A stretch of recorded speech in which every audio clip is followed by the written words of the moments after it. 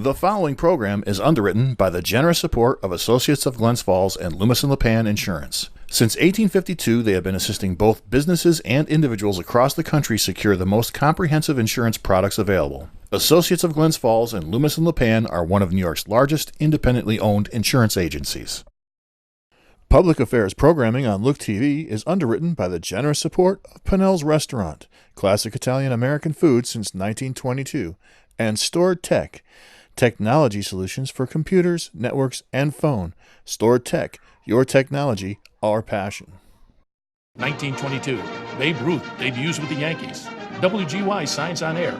Exterminator wins the Saratoga Cup, and Pinnell's Restaurant opens its doors for the very first time. For 5 generations, Pinnell's has been preparing delicious Italian food, served in a comfortable, home-like setting where everyone is welcome. 90 years of authentic Italian recipes, 90 years of the freshest ingredients, and 90 years of the finest classic Italian dishes, all made daily by hand. Pinnell's Italian Restaurant, a Saratoga dining tradition since 1922. Firms deal only with prevention, the systems that block hackers and viruses. Stored Tech knows the root cause is actually good people doing bad things. So we offer a security training program which includes certifying all participants to show they understand the basics.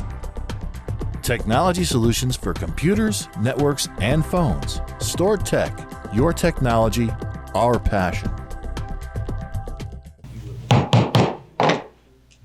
Good evening, everybody. I'd like to call the meeting to order. It is a regular town board meeting. I usually check with Joel. We're all set. And it's November 18th, 2019. The time is 7 p.m.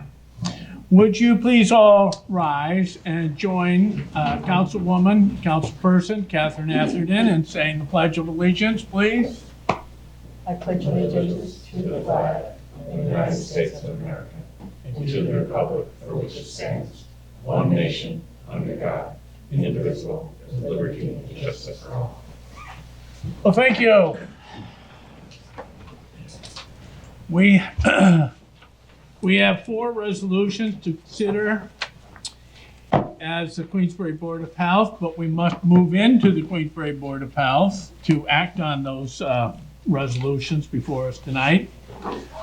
Is there a motion to move into the Queensbury Board of Health?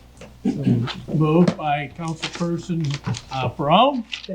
Seconded by Councilperson Atherton.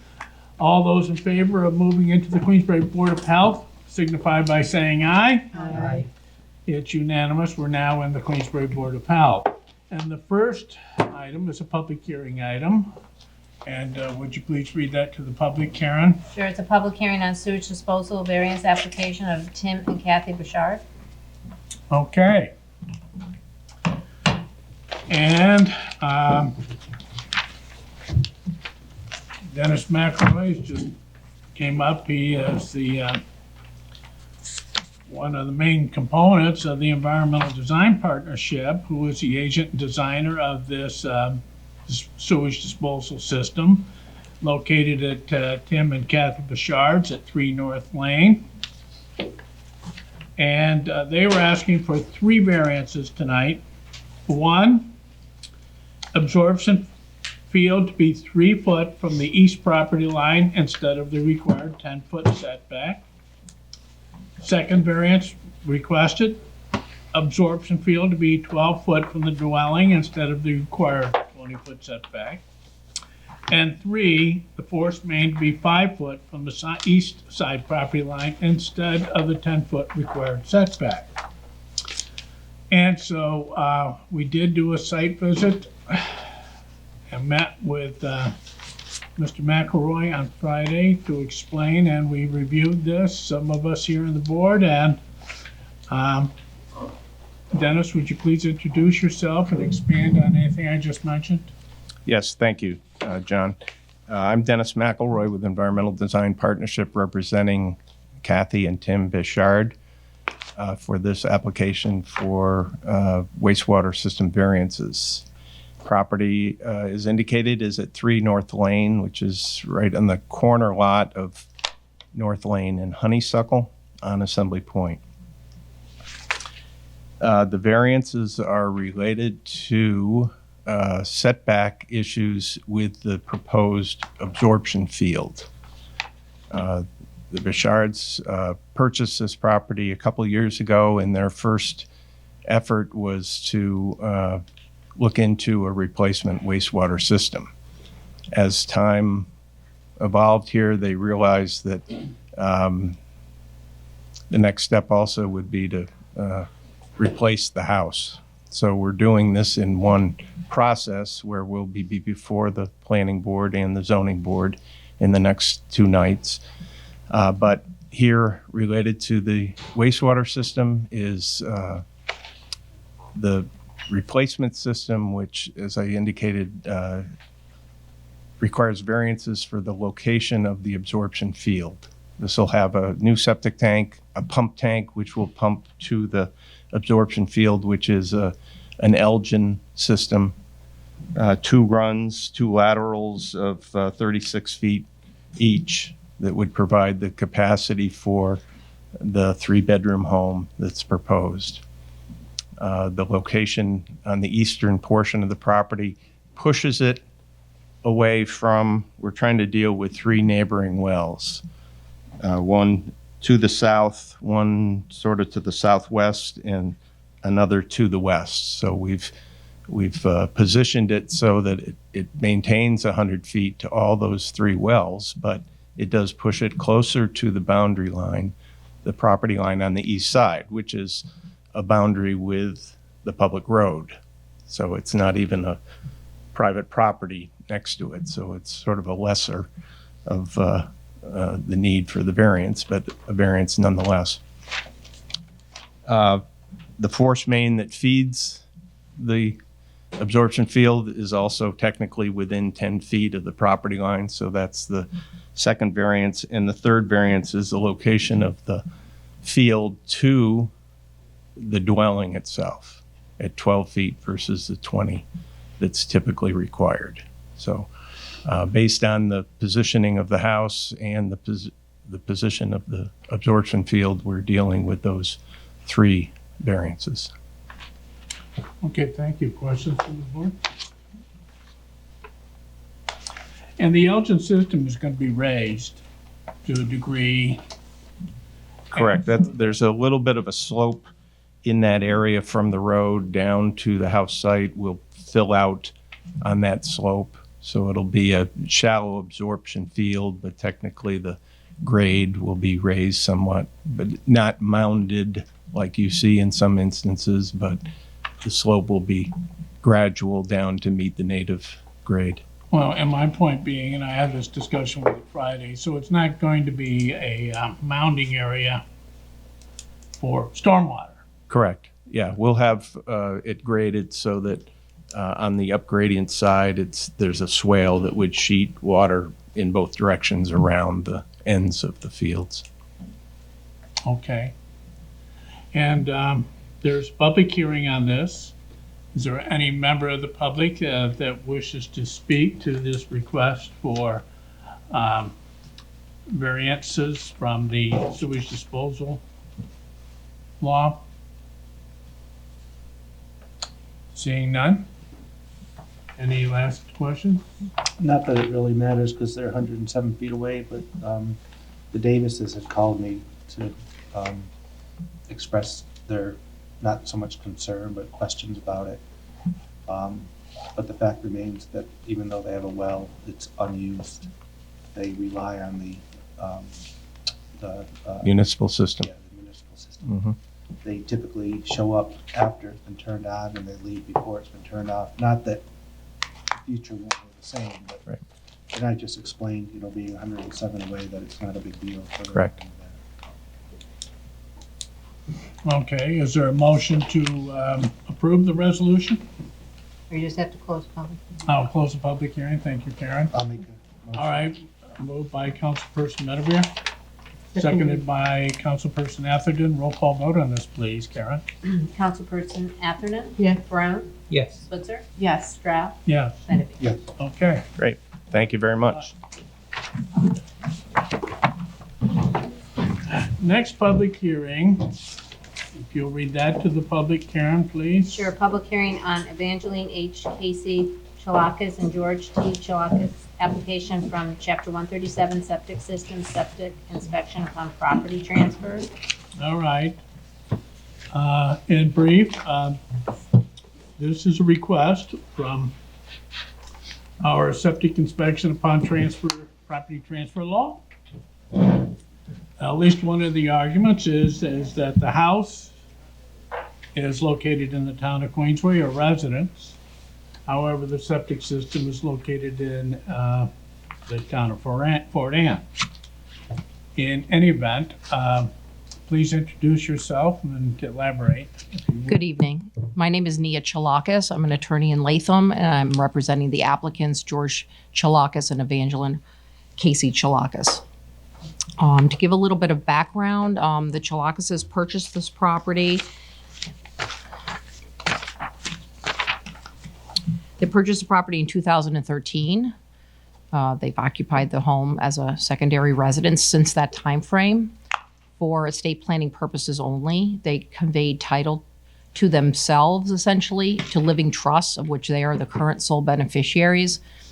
Unaware that the town passed this local law requiring septic certification in connection with a conveyance.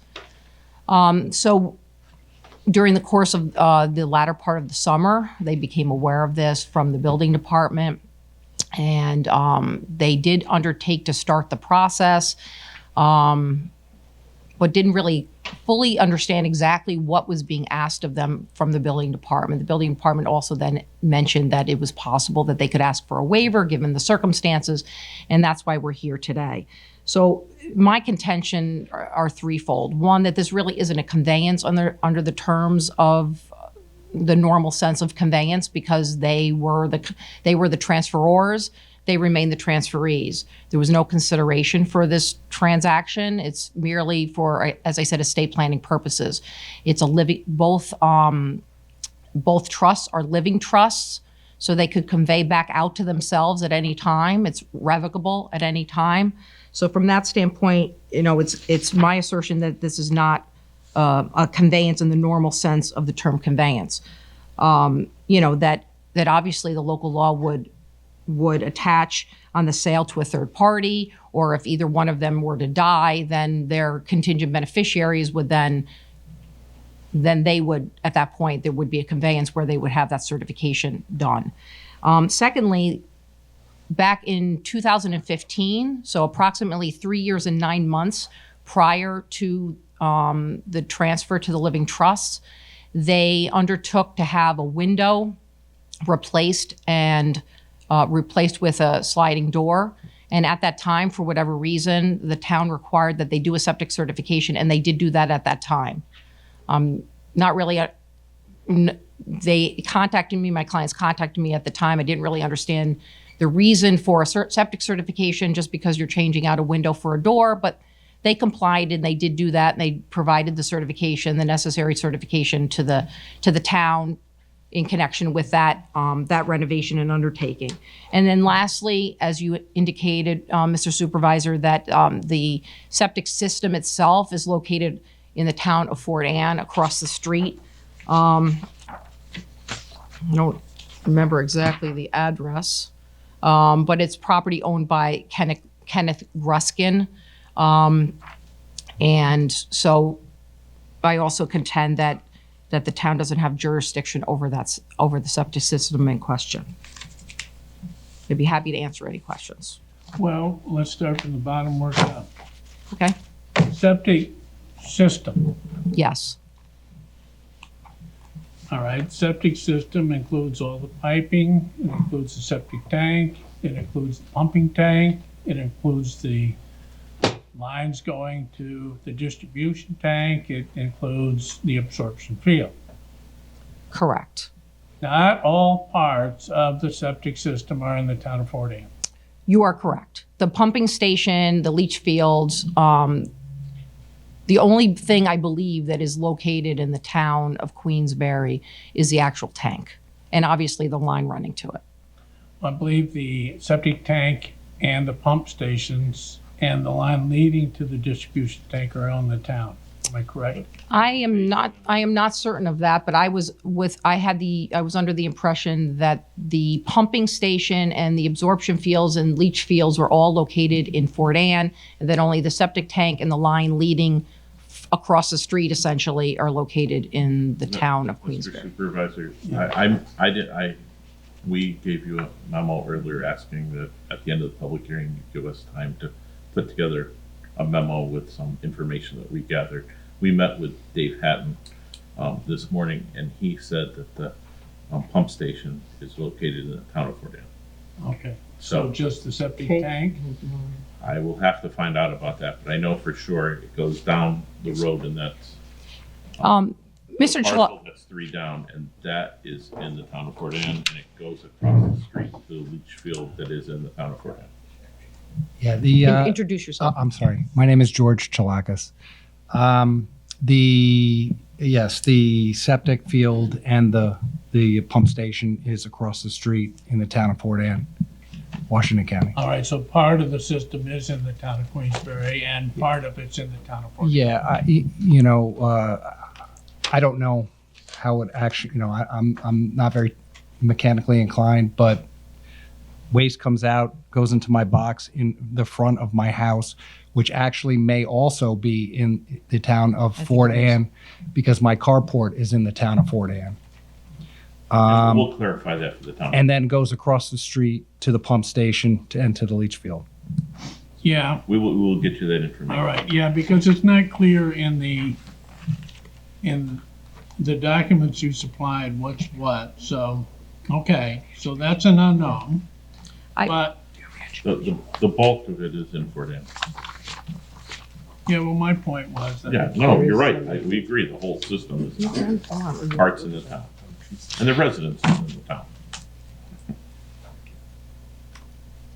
So, sir, and- I am looking at the survey that was submitted in connection with this application, and the survey indicates a hash line that shows the dividing line between the town of Queensbury and the town of Fort Anne. And I would say the bulk, if not all, of the black-topped area and all of the carport, with the exception of a corner of that carport, are both located in the town of Fort Anne. And as my client indicated, and that was my understanding as well, that the septic tank itself is in the front yard abutting Pilot Knob. So I would contend that it's also in the town of Fort Anne. All right. And I believe that the engineering report that was submitted with this application, but also submitted when the certification was done, also provides some guidance in that regard. Hutchins report.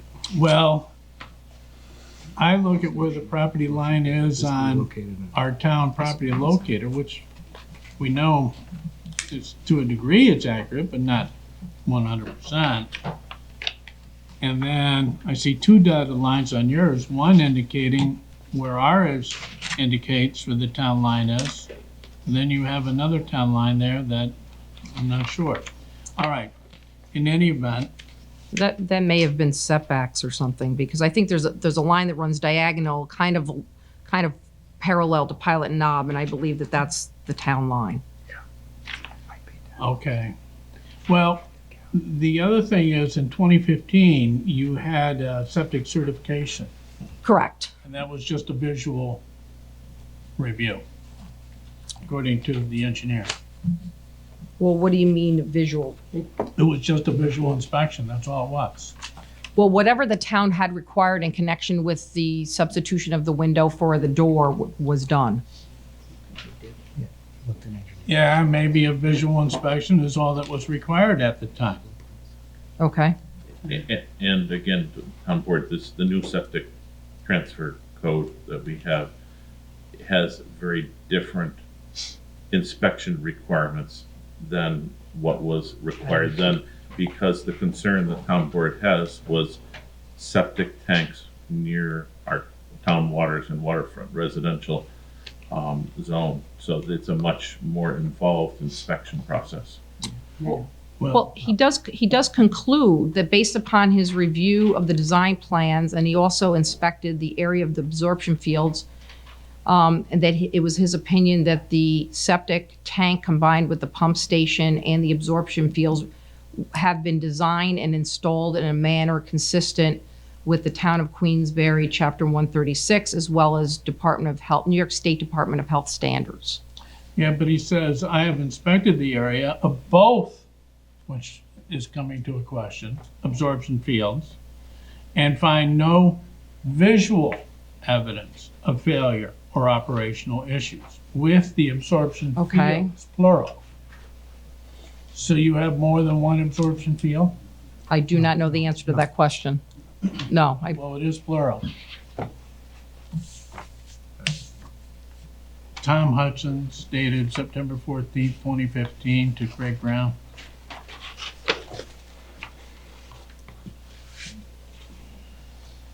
So, well, and then the next paragraph, he says absorption field singular. So I contend that it's a typographical error. well, the other thing that kind of confused me is that the system was put in 1988. Yet, they talk about plans prepared by NACE Engineering in 1999. So I'm kind of confused as to what's going on there. So you can speak. Yeah, so prior to us purchasing the house in 2013, they added a bathroom in the basement and they did upgrading. There's a pump, A grinder a pump? grinder pump. So that's all been upgraded since 1988. I believe, I'm not 100% sure. So you do have two septic systems. No, one septic system. There may be a grinder pump in the basement, but there's only one system. Okay, but One tank. Let me read to you what's in the Hutchins Engineering, same thing. And the last paragraph on the first page, the reference plans prepared by NACE Engineering show a separate septic system designed to serve a new residence constructed in 1999 on a Ford and parcel 82.-1-10. This system completely separate from the combined absorption field located on the same parcel, although they are adjacent. Okay. I'll give as brief as I can be. The gentleman who has a house in front of us, the original owner of that house built 3 additional houses for his children. Okay, the fourth house is across the street, and they have their own field, septic field. The 3 houses on the lakeside share a septic field on the lower part of the parcel across the street. So I assume that's what he's talking about with 2 absorption fields. You know, I gotta think, $250 paid to the town of Queensbury to inspect your system might well be worth it. I had to spend $1,000 for 3.5 years ago. I had to spend $1,000. And it's going to cost me at least $1,000 or $1,500 to get the septic guy out there. I've already had him out once. He's got to come out 2 more times. And that's a good thing. That's a good thing. Okay. Well, we do the right thing. We pump the system out. There's nothing wrong with our system. Again, as my attorney can tell you, I mean, there's no real conveyance here. I don't. I'm just saying, if I were you, but I'm not. You're not. I would pay the $250, get my system inspected. If it's fine, great. It's You know, not. That's a good feeling to know that, Mr. Supervisor, it's not just $250. That's just the town fee. So again, the latter part of the summer, it was Labor Day weekend. the building department came out and spoke with my client and at that point asked him, what was it you put in? again, I'm not a technical person. I don't have any idea what happens to my waste. Yeah, Fully admit it. that's all right. Most Okay. people don't. All right. So I was enjoying the lake on Labor Day weekend, and Mr. Hatton walked down to my dock and told me the bad news. And then he told me what I needed to do. And so I did it, but it wasn't exactly the way he wanted it. He wanted 2 risers instead of 1 riser. I've already paid the septic, IBS septic to come out. It cost me $400. They're going to have to come out now a second time and then a third time with the town. So that's why we asked for the variance. And again, I've done it, 3.5 years ago. It was just a, It was a, I changed, for a trust. I changed it in trust. There's no conveyance at all. I didn't sell it to somebody. I didn't sell the property to somebody. but it seems like your system's not your cut and dry, simple system. There's several beds, maybe several houses sharing the bed. I mean, Well, but that's the way it's been for over 20 years. well, that's another reason you're Well, but there's other people that own properties that are serviced by the same system. And again, to the extent that there was a conveyance, I would say, okay, it triggers a review of the system, but there was no conveyance. There, when he transfers title, when Mr. Chilakis transfers title to himself and his wife transfers title to herself, there's no conveyance. It's not in the spirit of the language of the law as I perceive it. well, I'm just saying, you're next to Lake George. We all are care and concerned about. Of course, everyone is concerned and cares about that, but we don't think that there's an issue, and we don't think that the law as it was intended deals with the issue at hand. Most of the time when we inspect septic systems, there's a problem with the D-box. In other words, the D-box is settled, and it's not distributing the effluent out, the distribution box, I'm sorry. I hate people using acronyms. Which is? Guilty. When your system leaves your house, it goes to the septic tank. And for your situation, because it's not gravity fed, it goes to a pump station, which goes to the field. Right. All right, but it doesn't go directly to a field, it goes to a D-box. And your field has various lines. They're supposed to all get fed evenly. A D-box is to assure they are getting fed evenly, because what happens is the D-box shifts, so the holes now are feeding some of the lines continuously, and they will plug up and the system will start failing. The D-box is to assure longevity to your system. In other words, it's almost in your best interest to get that D-box checked. The whole key to a whole system is the D-box. The system is inspected by IBS Septic every But 2 years. he inspects the septic tank, not the D-box. Where's the D? Is the D The box? D-box is over by your field. The D-box is what distributes. D box is by the septic field in the town of Forney. Yes, but it's part of the system that feeds the house, and it's next to Lake George. Yeah. All right, well, anyway, I don't, I guarantee you, IBS Septic inspects that. he doesn't inspect. That's the whole point of the law that we proposed and passed, is that it goes beyond somebody sticking their head down into, So the pump station and the D box and the septic field, are different from your septic tank. Okay. Completely different. all 3 of those are located in the town of Fort Anne in Washington County. Well, that we have to address Right. because. Well, this is very, There's nothing to address. It's, we right? can change the law, say if the house is in Queensbury. Yeah.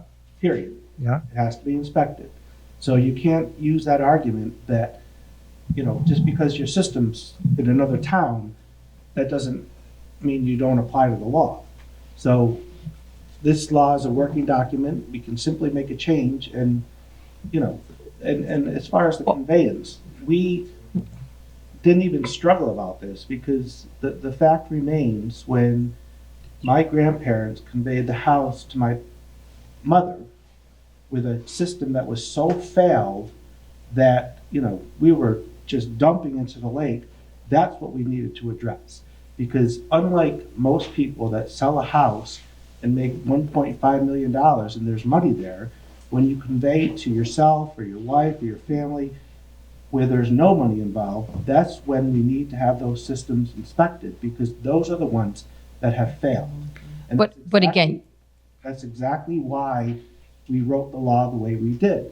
So when you do these trusts, the system needs to be inspected. So as your children take over the house, before they accept ownership, we need to know that septic system. and we've conceded that, sir. We've conceded that. But you just reiterated basically what I'm saying.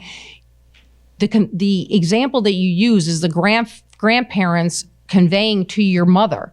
This is Mr. Chilakis owning the house the day before the conveyance and owning the house the day after the conveyance. Should he get hit by a bus tomorrow and he dies and his interest then goes to his children, as an example, that would trigger a conveyance under the law. Addressed any deed conveyance whatsoever falls under the new law. But again, it's in a revocable trust. It's a living trust. It's not a testamentary trust. It's a living trust. Tomorrow they could convey title back out to themselves, and there would be no. It would be the same. We're going to give you legal input about that particular point. We do not have the same total conclusion that is being put forth. We will give you our advice in an attorney-client privilege memo when we finish our analysis. All right. And George, Yes. we're going to have a public hearing on this. I don't know if there's anybody here, I don't know. but unless the town board has any other things that they want to. No. No. It's a 31-year-old system, though, correct? I don't think it's 30. 88? Well, and then The they house had, was built in 88. but then there was an upgrade in 99. So it's 20. So I would say 20. So, okay, is there anybody out in the public that wants an opportunity to speak to this variance application? There is somebody, so would you please have a seat, and I might call you back in a little bit. Yes, absolutely. Yes, sir, please come forward and identify yourself for the record. Good evening. My name is Martin Filler, and I reside at 1157 Pilot Knob Road, which is one of the 3 houses that uses the septic system.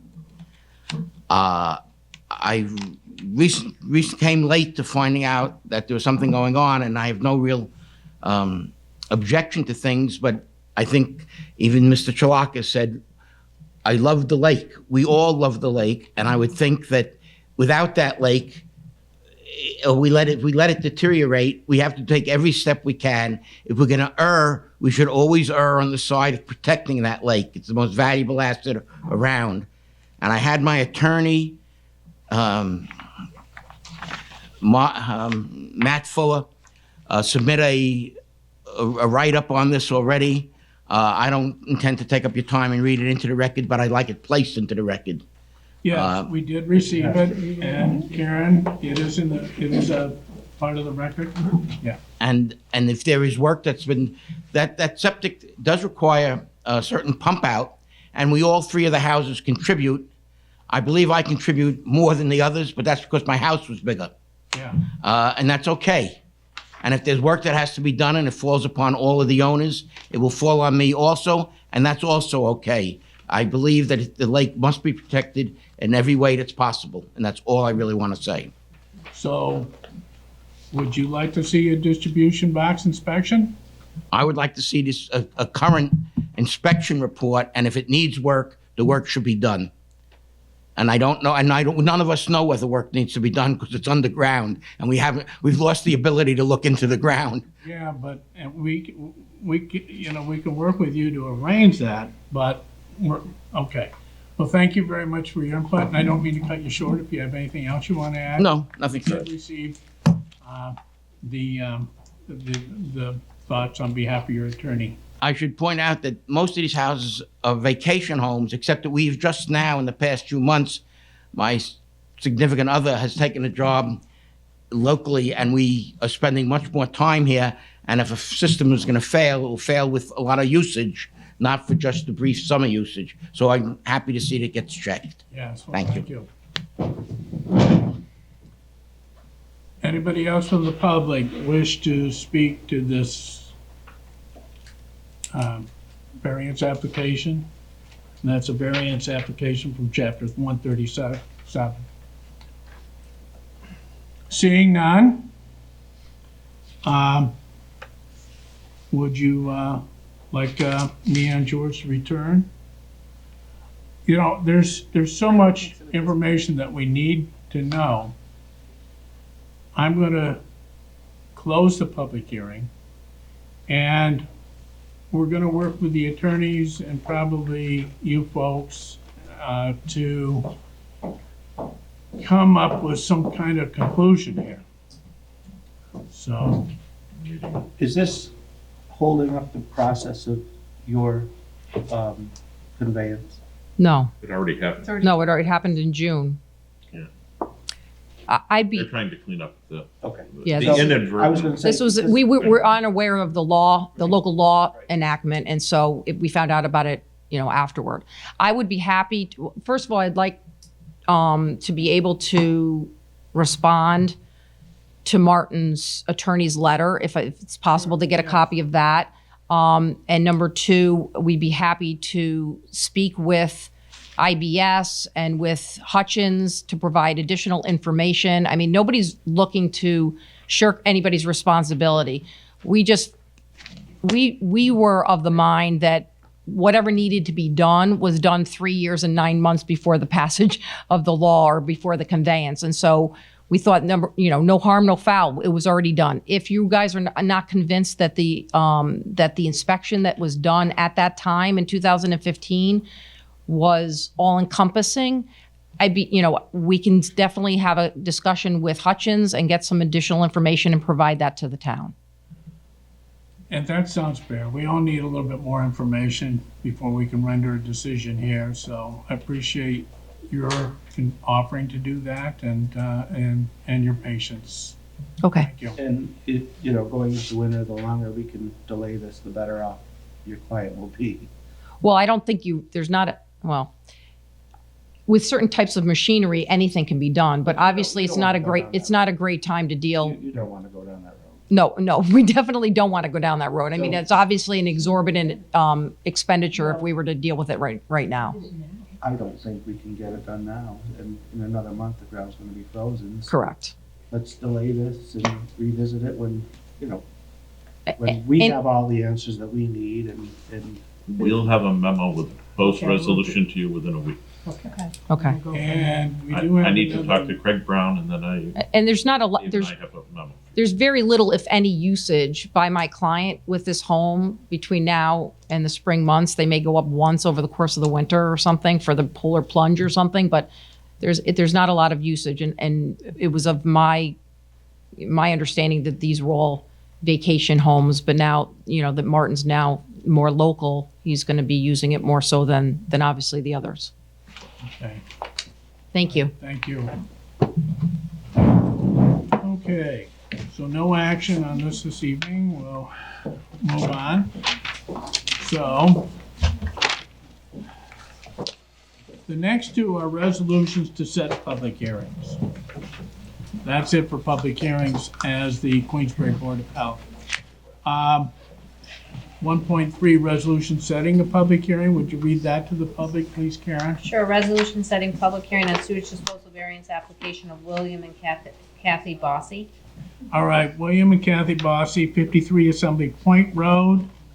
Their agent is Rosinski Hall Architecture. They're asking for 6 variances from Chapter 136. And the first variance is septic tank to be 2 foot 9 inches from the property line instead of the required 10 foot. The second variance is the septic tank to be 2 foot 5 3/4 inches from the foundation instead of the required 10 foot setback. Pump chamber to be 2 foot 6 3/4 inches from the property line instead of the required 10 foot setback. Fourth variance, pump chamber to be 2 foot and a quarter inch from the foundation instead of the required 10-foot setback.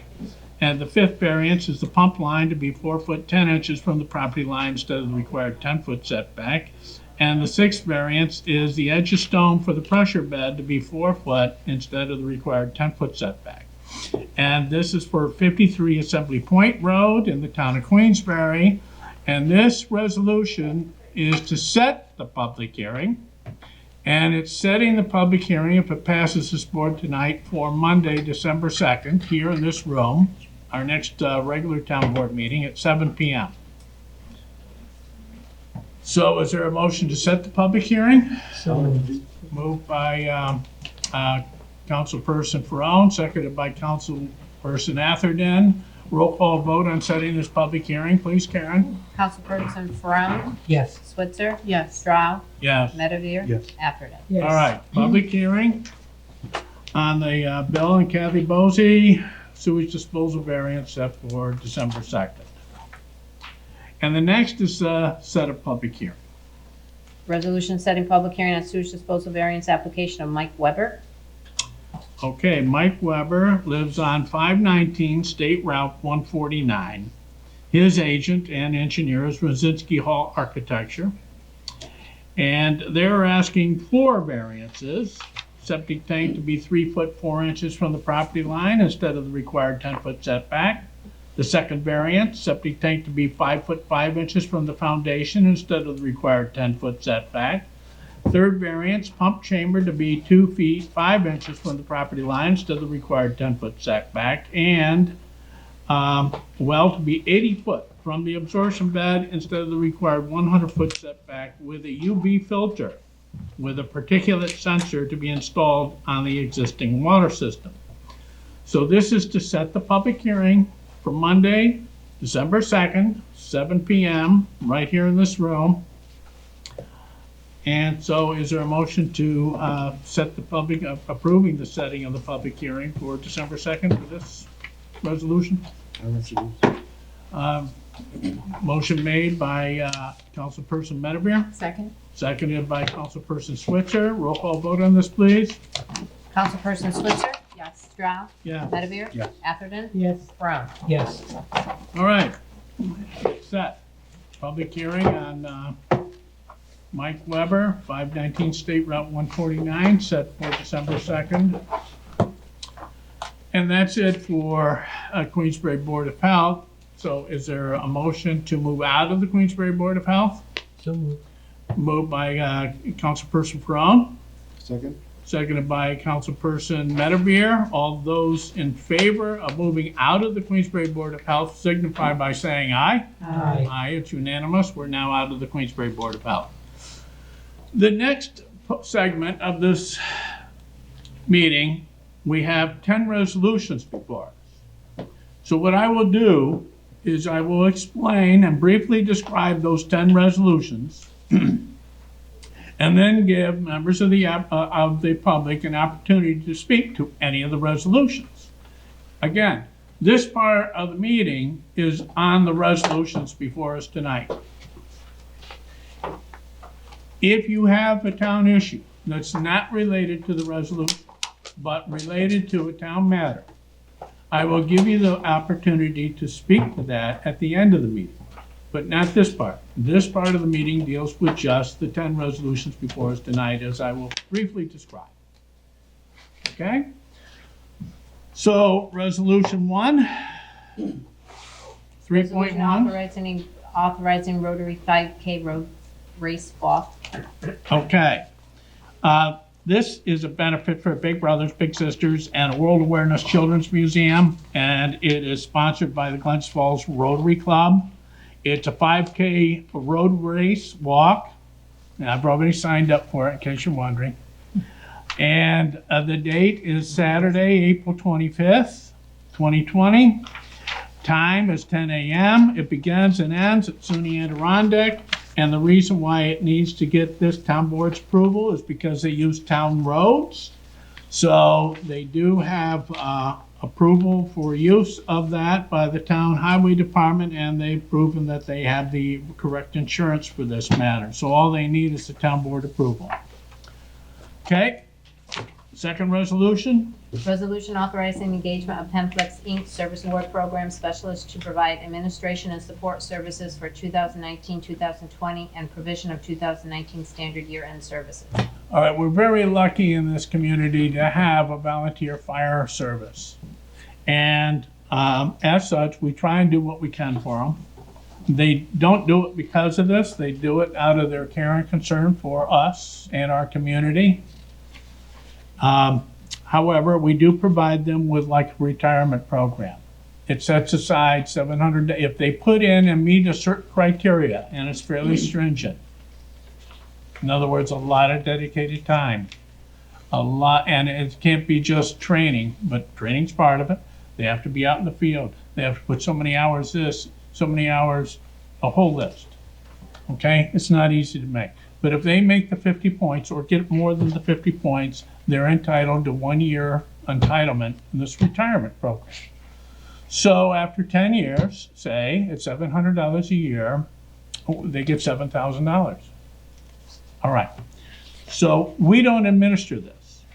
We pay another company, Penflex, to administer these services for us. So we pay them an annual fee. This is about the same as we've paid them all along. It's about $13,000 a year for this, and then they have to deal with our audits, and that's another $345. Okay, so this is to continue the service with Penflex. 3.3. Resolution authorizing awarded bid for purchase of office trailer at Ridge Road Transfer Station. All right, the trailer that's been at the Ridge Road Transfer Station, if you've ever gone there, you'd say, why doesn't the town replace that? So we did go out to bid, and the low bidder was $56,903. And our guys are gonna make it handicap accessible and everything else, so we're putting a little skin in the game too. The other bid was almost 63,000. So this is for replacement of that structure for $56,903. 3.4, Karen, please. Resolution authorizing agreement between Town of Queensbury and Economic Development Corporation. All right. Way long ago, we used to have our own EDC. It was a Queensbury EDC. We had our own IDA. We were paying out about $185,000 for those services. So we said, why don't we outsource it to the EDC, the Warren County EDC? They have more people, they have a staff, and we're gonna get a lot more benefit out of their efforts than our own organization acting independently in this big world. We're gonna get a lot more bang for the buck if we go with Warren County EDC. So this is $114,000 to do our economic development stuff. And there's a whole list of stuff. I'm not gonna go through it. Not unless you ask me at the public hearing, then I will. But that's to renew that contract. 3.5. Resolution authorizing advertisement of bids for purchase of new F-350 truck for Parks and Recreation Department. Yes, and this is to replace a 2008 Ford F-350 truck with over 100,000 miles on it. And this is for Park and Rec Department. 3.6. Resolution authorizing award of bid for utility infrastructure HVAC improvements at Town Hall and Activity Centers. All right, this is the second time we've gone out to bid, and we're much happier with the second one. The first one was over $1 million. This is less than $1 million. It's $994,215, plus an amount up to $10,400 for potential soil removal. So the building next door has got 20 and 30, depending on what part of it you're talking about, year-old HVAC system. And it uses fuel oil, or at least part of it does.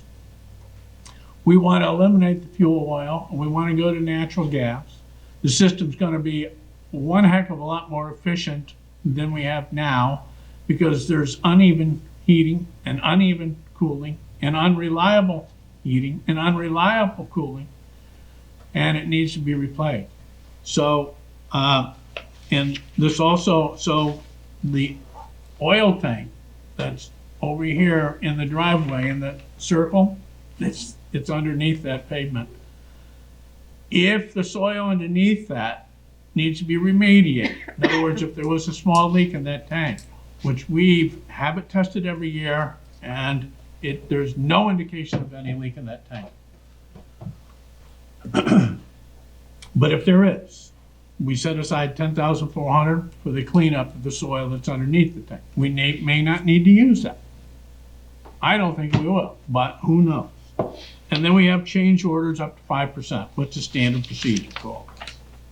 All right, so this is a resolution approving the award of bid for utility infrastructure HVAC improvements at the Town Hall and Activity Center.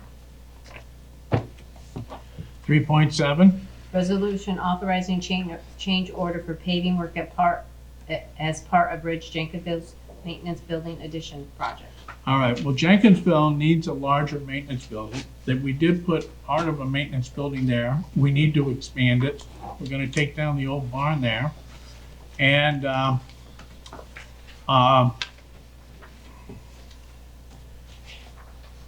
and so the Park and Rec Department pulled out the paving portion of it, thinking they were gonna save money, and they were right. They did save money, so they pulled it out. So Catalfamo got the 2001 $500 bid, and now they're ready to do the paving work. And at the time, a bid came in for paving at $40,000. Well, they said, now wait a minute, let's hold off on that. So they got another price of $25,400. All of this is still in their budget.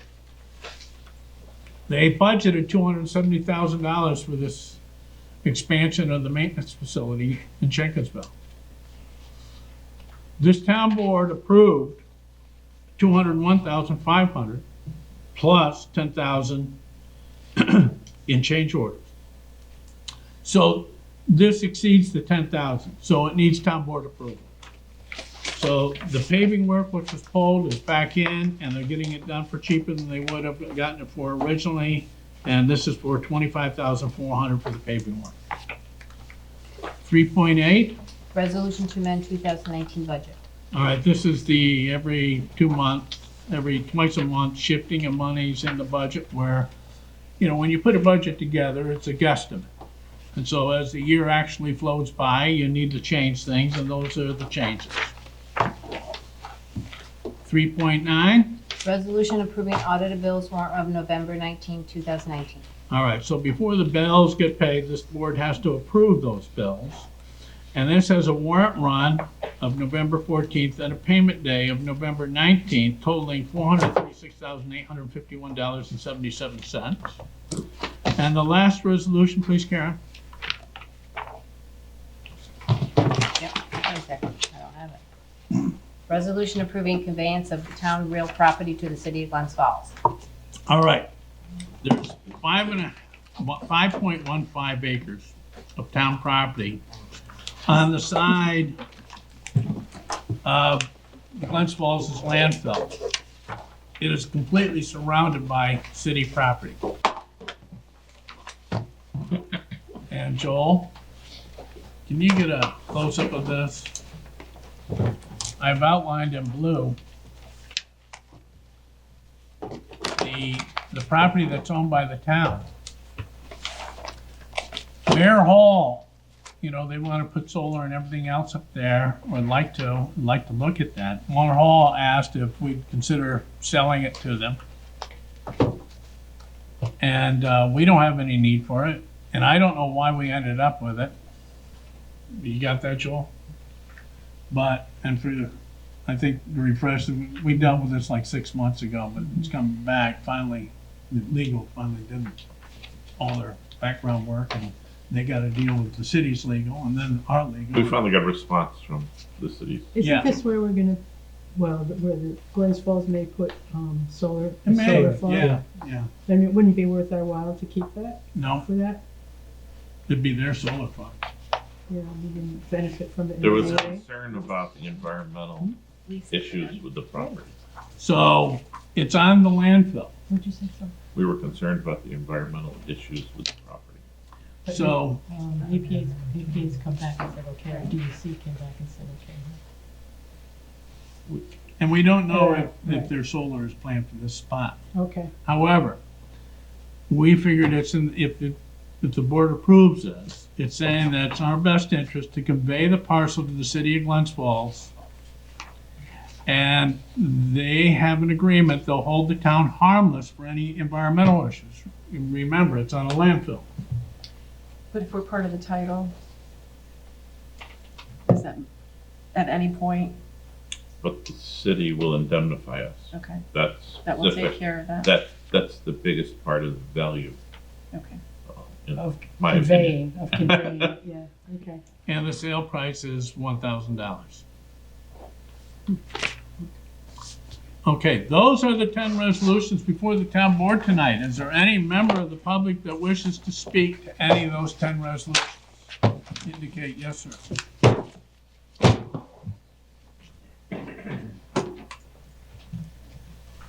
Hi, Harrison Freer, Ward 2. There's a piece of property that is under the Glens Falls. I'm referring to 3-10. There's a piece of property that's fully surrounded by Queensbury that shows in Glens Falls on the west side of town. It doesn't make any sense to me, and I'm not that familiar with the property, but it is in Ward. It's surrounded by Ward 2, and I think that we should have a negotiation if we're going to straighten out boundary lines to include that as well. Well, we're not doing anything with boundary lines. And this resolution deals with this specific piece of property. Okay, so you're just selling this property to the city, but the rationale that I thought was the city's totally surrounded this piece of property. Is that That's not one right? of the rationales. The other rationale, as long as we own it, we have liability with it. Okay, thank So you. we're getting rid of our liability because it's Glens Falls' landfill. And we're giving to Glens Falls, and they may have a use for it. Good, thanks. Okay. Anybody else like to speak to any of the 10 resolutions before us tonight? All right, seeing none. Are there any resolutions that any member of the town board wishes to speak to or have pulled for a specific roll call? Hearing none. Do I have will someone put forward a motion approving resolutions 3.1 through 3.10? So moved. Moved by Councilperson Ferone, seconded by Second. Councilperson Switzer. Roll call vote on those 10 resolutions, please, Karen. Councilperson Medavir? Yes. Atherton? Yes. Brown? Yes. Switzer? Yes. Stroud? Yeah. All right, we all pass and pass unanimously. Correspondence. I have none. All right, privilege of the floor. This is an opportunity for anybody to talk to the town board about any town topic. Anybody interested in doing that? Yes, sir.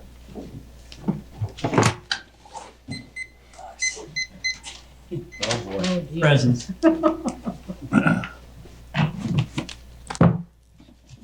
Okay. I'm going to read that whole thing. You got 4 minutes. 4 minutes. Talks now. Paul Derby, resident of Glen Lake. I think the most beautiful place in Queensbury, Glen Lake. I'm also board of director and chair of the environmental committee of the Glen Lake Protective Association. Just have a very short statement. I think all of you are aware that the Great Escape is proposing a new ride. This new ride will explicitly go against a very large and lengthy, multi-volume environmental impact statement and a finding statement adopted by the town of Queensbury. This environmental impact statement, EIS, was created as an agreement between the Great Escape, their surrounding neighborhoods, and the town of Queensbury to protect the natural environment and prevent negative impacts upon Great Escape's neighbors.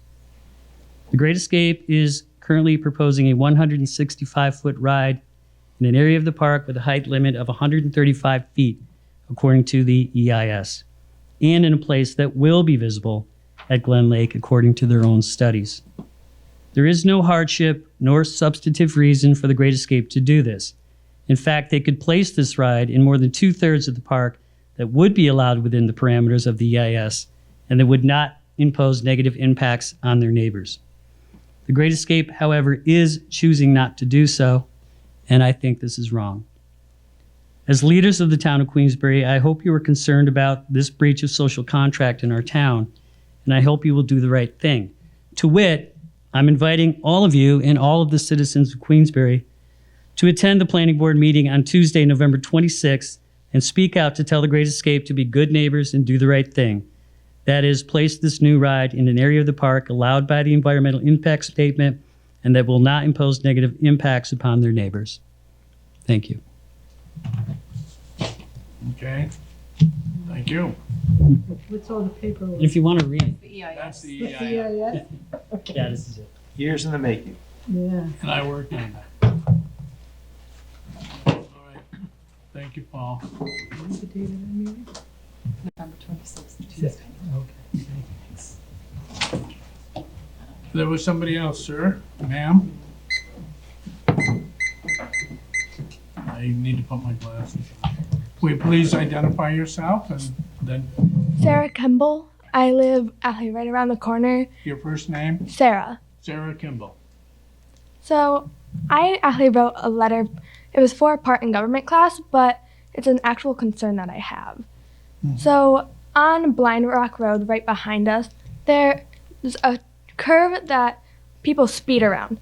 And since I live on that corner, it makes me nervous because there's a lot of children in our area, and there's not a lot of lighting at night either.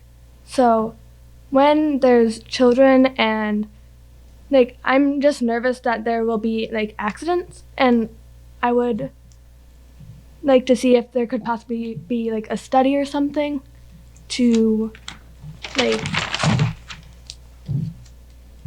see if we can implement like better lighting or maybe a slower speed limit around that corner. Well, there is a speed limit, right? There might be, but there's like, I haven't seen a sign. Okay.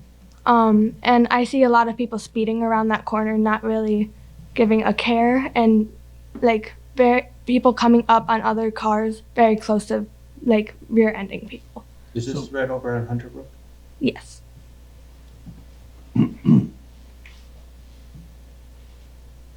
And Tony, is that yours? Yeah.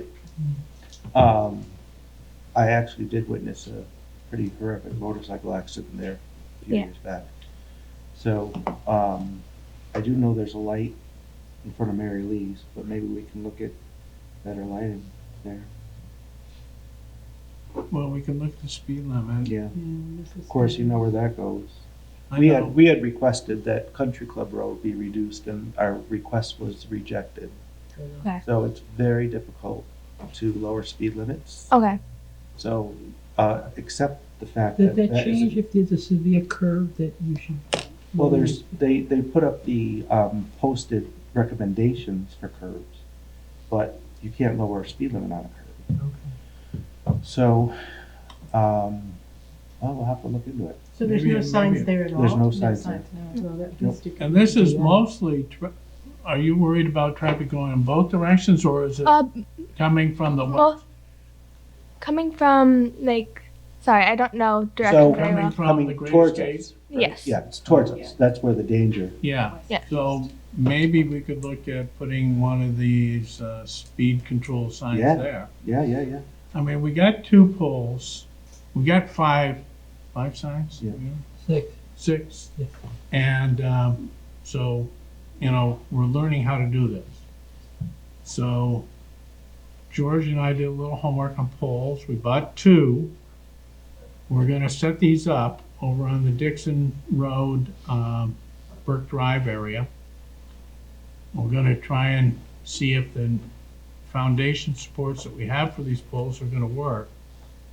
But possibly your representative would think one of these might help there. I'm also thinking, even if we have the caution lights, that blink coming around the curve with a curve. There's a whole spot of the limitations on where you can put those. Here. Well, we can work on it. Okay. Yeah, we'll look at it. It's a great valid point. We Okay. have some serious issues right across the street with traffic. Yes. And it's heavily traveled, so we'll work at it. Okay. Thank you. All right. Great point. Yeah, you. thanks for coming forward. And Adam, did you want your name in the record? I came up as emotional support. You don't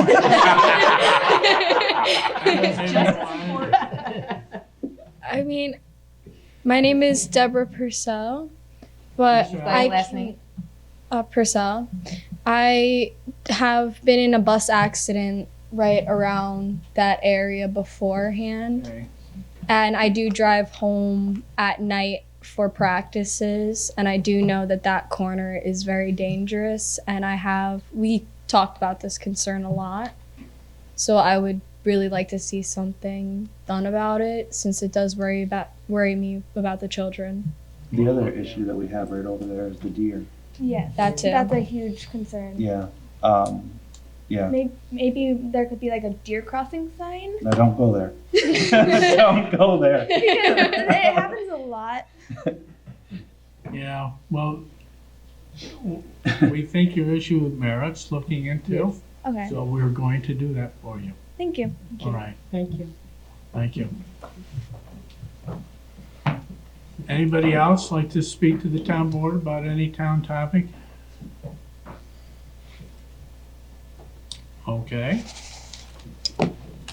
Let's move on to, I already asked about correspondence. Town board discussions. Let's start with Tony. I joked about the deer crossing signs, but a few years ago, a lady called into the radio station and she was upset about the fact that they put deer crossing signs in really bad places to lure the deer to cross there. And the guy on the radio was trying to explain to her, no, that's not how it works. That's where the deer cross. And she goes, well, you should move them so the deer will go some places. And there was a state of disbelief for a lot of people listening to the radio that day. So when he said, don't go there, I was joking that you don't want to, yeah. I want to just address the septic transfer for a second. We've said all along that this is a working document, and we knew that going into it.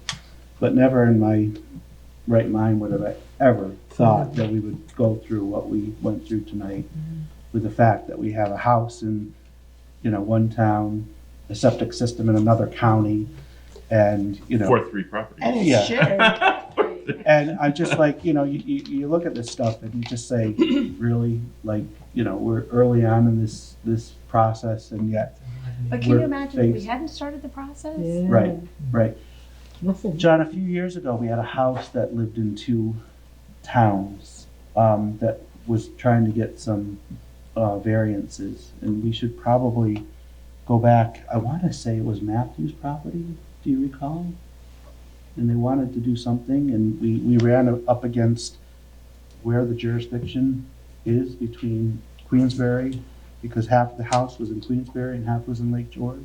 Yeah. Well, and there's a different question between jurisdictions, because we require houses to prove that they have septics that work, from having the right to control the installation of the septic, which is Fort Ann.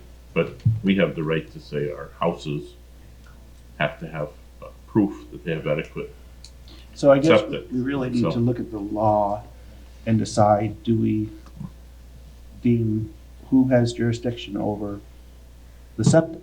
Is it the house or the septic?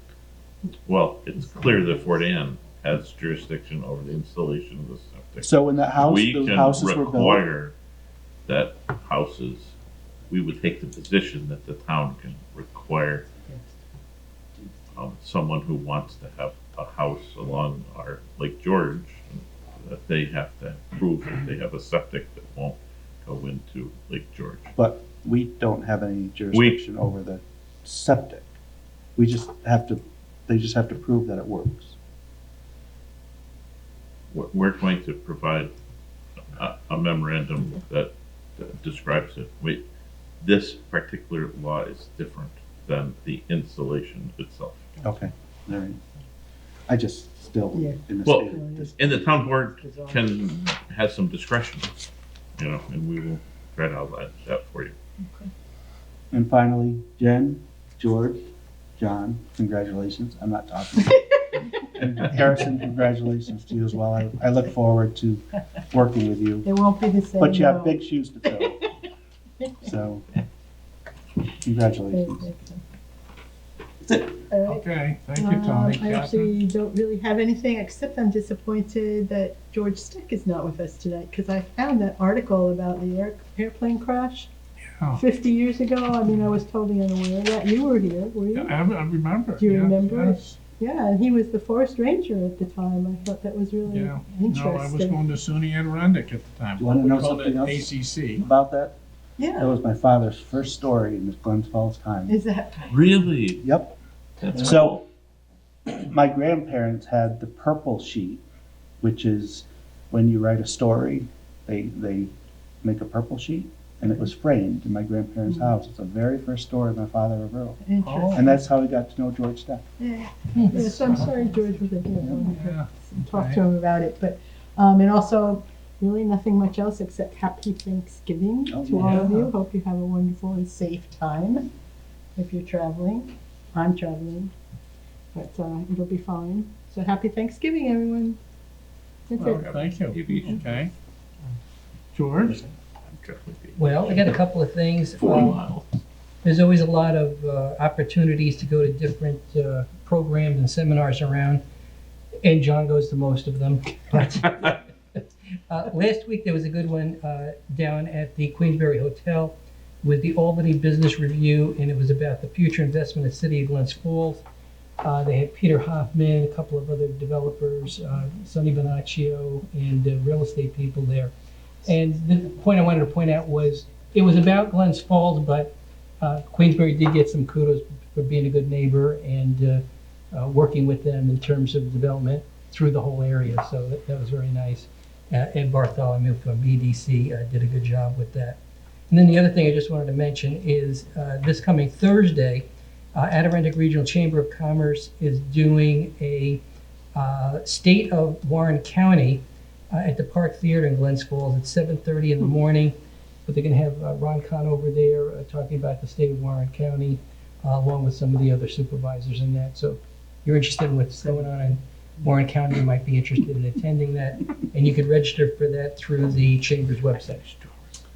And I went to register for that one, and they said, sorry, Mr. Trevor, we're closed. Oh, the Chamber one? Yeah. Oh, wow. That's, it must have been a lot of people there. Yeah. Yeah. Yeah, well, thank you, George, for attending that on our behalf. Anything else? That's it. Okay, thank you. Jennifer? I just have one thing. I don't want to push things, but the United Way has a program. It's not just the United Way, there's some other entities. They have the volunteer income tax program. So again, I don't want to, wish our life away here, but they are looking for volunteers as well as those individuals who would be able to get their income taxes prepared for free.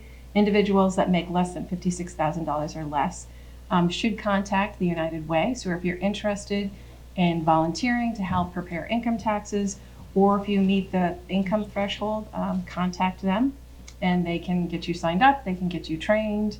And I think it's a great service that, especially with some of the changes in the tax laws over the last year, may be helpful to people who are having some trouble.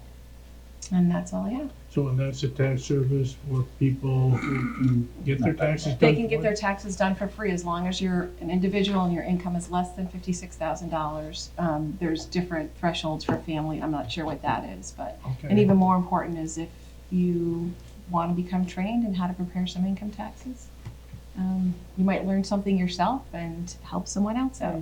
Yeah, very good. Is that it, Jen? That's it. All right, thank you. All right, for me, we've had some snow, but we're still on the annual leaf bag pickup. And we are gonna get to do that. And,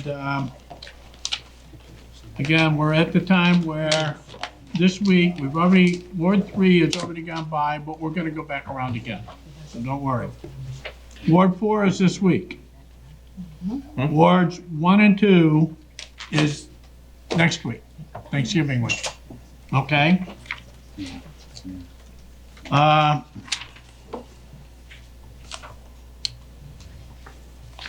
else do I have?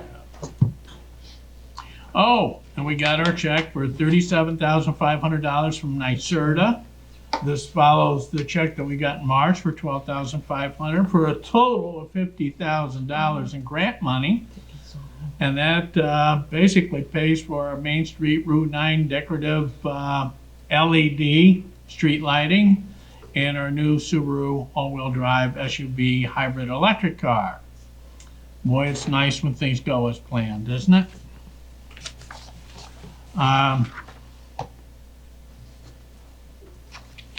Beautification awards. Beautification committee has given out their awards. Ward 1, Alan and Brenda Ferry on 21 East Sunnyside Road got the beautification award. Alan and Brenda Ferry. Ward 2, Joanna Marcantonio, 11 Windsor Drive. Ward 3, Matt and Elizabeth Montesi, 9 Hillside Drive. Ward 4, Robert and Doreen Bunting, 13 Mockingbird Lane. And so for commercial awards, look at that. Pine View Cemetery. Hey. Wow. McDonald's and the Docksider Restaurant. McDonald's on Route 9. Those are the winners of this year's beautification. We have nice certificates that we will give out to all of those. And if the board members who live in those wards want to give these out directly, and I'll keep them aside, and you're welcome to do so. So,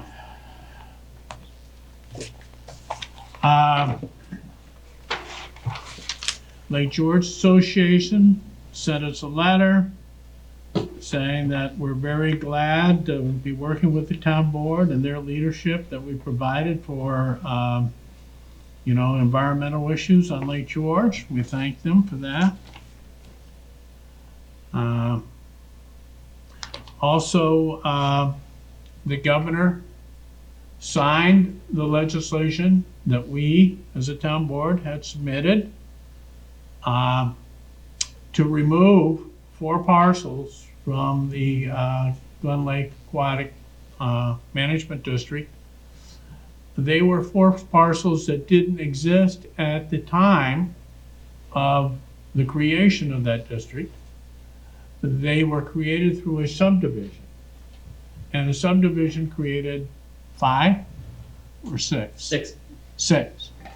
2 of which do have lake rights, 4 of which no longer have lake rights. So the 4 that don't are, and I think they're on the other side of Glen Lake Road too. So they got removed from the district. So it had to go through the assembly, and Dan Stack, Assemblyman Stack, and State Senator Little helped us progress with this. It was not an easy task. Getting into a district is fairly easy. Getting out of a district is not so easy. Like a marriage. You don't have to put that in. You know that's going in, John. Anyhow, it got signed by the governor, so finally, that 3-year effort paid off. The genie back in the jar. You're warned. Oh, boy. Also, I got, talking about our assembly people, Assemblyman Dan Stack and his fellow committee members sent me a letter thanking me for my participation in the New York State Assembly Minority Task Force on Water Quality.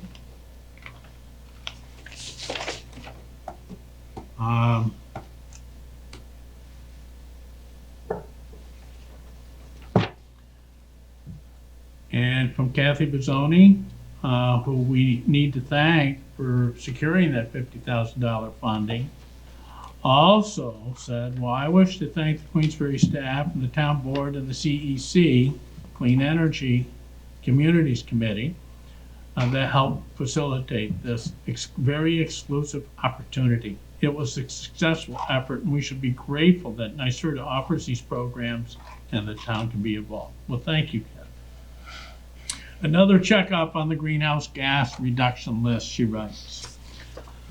And then the moment you've been waiting for. Supervisor's report to community and board. I was very busy, but not a lot of it that's conveyable or I don't think the community wants to hear. We did have a software company. As you know, we're trying to document all our stormwater facilities, culverts, drainage systems, retention, detention bases, and so forth. And we want to know how they're networked. Because when we go out to a field and we have a place that's flooded, what's causing the flooding? If we were there and being able to look at our phone or an iPad or something like that, and it would identify where we're standing and show us the systems that are involved, we would be better able to deal with that.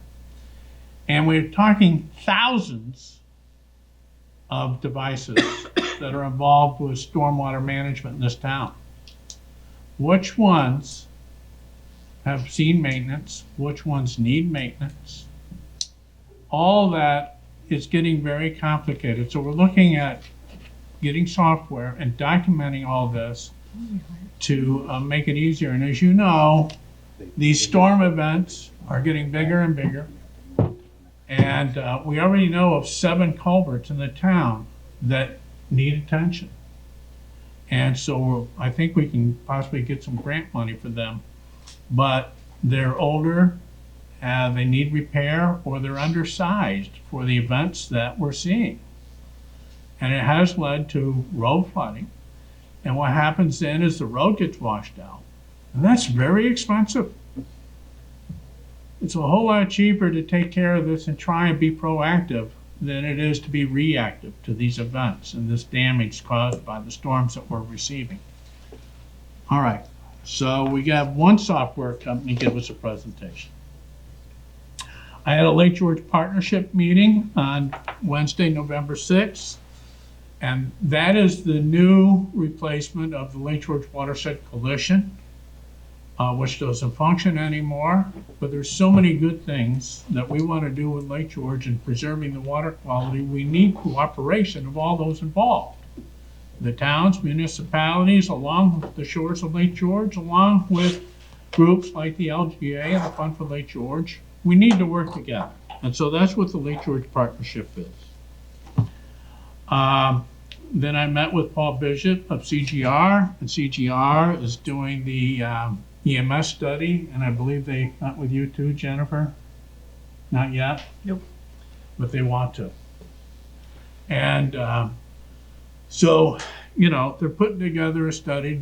Our EMS system is great, and the volunteers that work on that is great. But you know what? It's better to be proactive. How can we make it better at this time? So that's what we're looking at. Then I met with Susan Sheehan and the CSEA, and we exchanged thoughts on where the new contract should go. And then November 11th was Veterans Day, one of my favorite days. We get breakfast with the veterans in the morning, which I appreciate. And then we go to the Victory and Peace Monument, and we all share some thoughts and speeches. And it's a reminder of what Veterans Day is all about.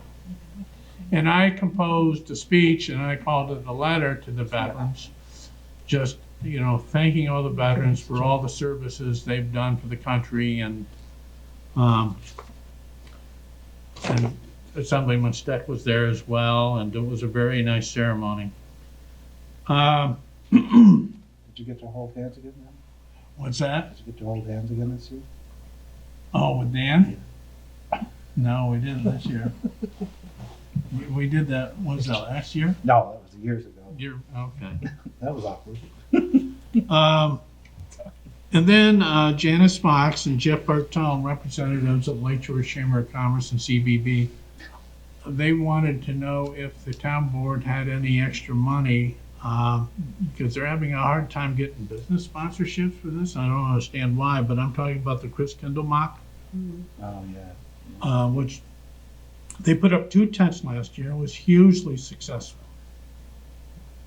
They want to do 3 tents this year, and they want to do more, and they want to have fireworks. They want to expand it. So they've asked the town for some money, and I didn't get back to you. We only have unappropriate. Now, you know, if you want to reserve $15,000 for the boat show, which I assume you do, maybe you don't want to give them $15,000, but so a conservative budget, we've got about $7,200 in that budget remaining. So you got to get me back if you want to give anything for this. Get back to me on that, okay? I'm glad I do this because it reminds me to talk to you about these things. And then George and I went up and met with Lou Buck here in town on the Gurney Lane issues, which, you know, ladies, we're hearing the speeding and the other issues just about every street in town. And we're not ignoring them. And we are looking to see if we can improve them. And this is one thing George and I were gonna look at the Gurney Lane issues. And then I had a CSEA contract department managers meeting. So, you know, the CSEA and town board department managers have expressed what we would like to see in the new contract. And so I exchanged some of those with the department managers, and Catherine was present at the meeting as well. And so now we meet again, and so I don't know if we'll be done with the CSEA contract by the end of the year, but we're working on it. And then Friday, November 15th, I went over SUNY Adirondack at a scholarship luncheon. Holy mackerel. I don't believe the number of people that donate money so that we can give out scholarships to our students here at SUNY Adirondack. It's amazing. I think I'm going to go back to college. I don't think you'll get it. I don't think I'll get the scholarship. Why, academically speaking, or you mean Oh, I'm not financially? commenting. All right. No, it's a great thing we do for our local people. And then I went to the Queensbury High School ribbon cutting, and the interior to that building is wonderful. And I said, you know, maybe after I get done with the supervisor stint, I'll go back to teaching. Go back to high school. It's I did the open house yesterday. It's amazing. Yeah. I mean, the mobility and the openness and everything else is just wonderful. A lot of very positive, a very positive atmosphere. What do you say? Do you like it? You like it? Yeah, everybody likes it. Yeah, great. See, the students like it. Oh, okay. All right. And then Catherine and I went up and we did site visits. And then I did my sexual harassment training today, and so did George. And Catherine, you don't need to. I've done it twice now, this year. So, I've done it 3 times. 3 times? Oh, right. And I have to do it again. There's gotta be some exemptions. It's ridiculous. there is an exemption, and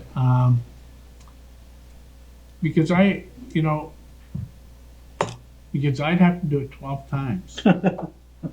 And there is an exemption form, and if you can prove that you've had the training. But you also need, because everyone's policy is going to be tailored to that entity, whether it's the EDC or the town.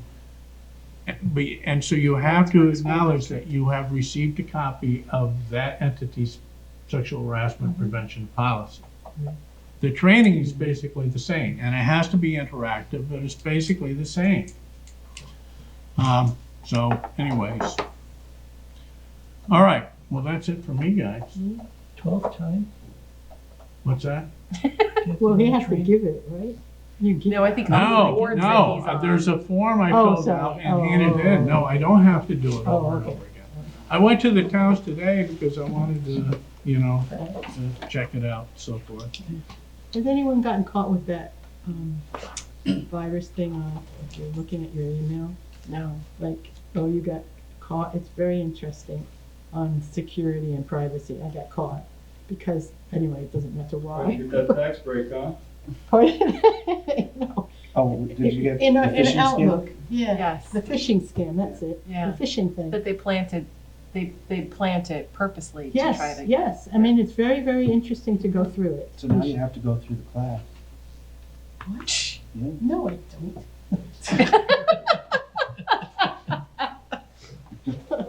All right. Must be getting late. Needs to We're be getting a little retrained. giddy up here. Yep. Okay. Anything for the good of the order? We get caught. All right. Well, I want to thank the public for coming this evening. And thank you, Joel, and Look TV, and our sponsors. Thank the town board, town council, deputy town clerk, thank you. Is there a motion to adjourn? So moved.